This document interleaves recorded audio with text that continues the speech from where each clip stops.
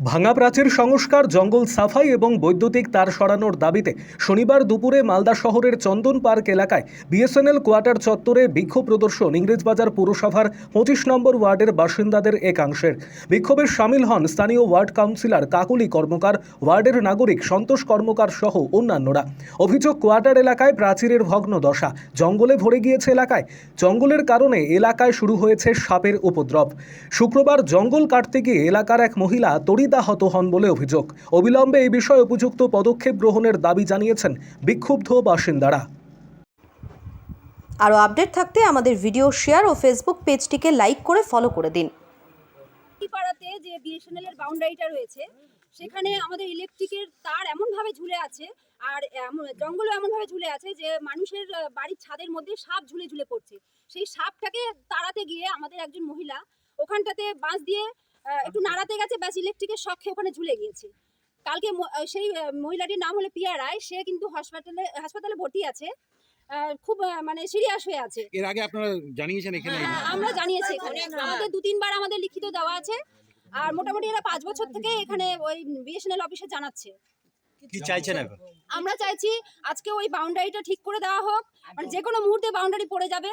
বর্ষার সময় খুব ভয়ে থাকে পাবলিকরা, আর বাউন্ডারিটা ঠিক করে দেওয়া হোক এবং যিনি ভর্তি আছেন তার যেন সুব্যবস্থা করা হোক, ও ট্রিটমেন্টের পুরো দায়িত্ব নেওয়া হোক। কেন বিক্ষোভ দেখাচ্ছে?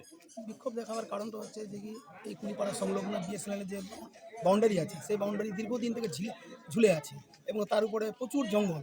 সেই জঙ্গলে সাপের উৎপাত, আর ইলেকট্রিক গাবে যে বাউন্ডারি গাবে যে ইলেকট্রিক পোল আছে, সেই পোলেও মানে জঙ্গল হয়ে আছে। তো ওই সাপটার উৎপাত বাঁচাতে গিয়ে জঙ্গলটা কাটতে গেছিল এক মহিলা। এবার জঙ্গল কাটতে গিয়েই মানে ইলেকট্রিক শর্ট খেয়ে যায়, শর্ট খেয়ে ঝুলে থেকে যায় কিছুক্ষণ, তারপরে ওকে ছাড়িয়ে নিয়ে হসপিটালে ভর্তি করা হয়েছে। হসপিটালে এখন সিরিয়াস অবস্থায় আছে। আমরা এটা নিয়ে বহুবার দরখাস্ত করেছি ডিপার্টমেন্টকে, ডিপার্টমেন্টের সঙ্গে বিভিন্ন রকম কথা হয়েছে। যেমন আমার সঙ্গে হট্টক হয়েছে, আমি বলছি যদি কোনো কিছু ঘটনা ঘটে, কেউ যদি মরে যায়, বাউন্ডারি যদি ভেঙে পড়ে যায়, তার দায়িত্ব কে নেবে?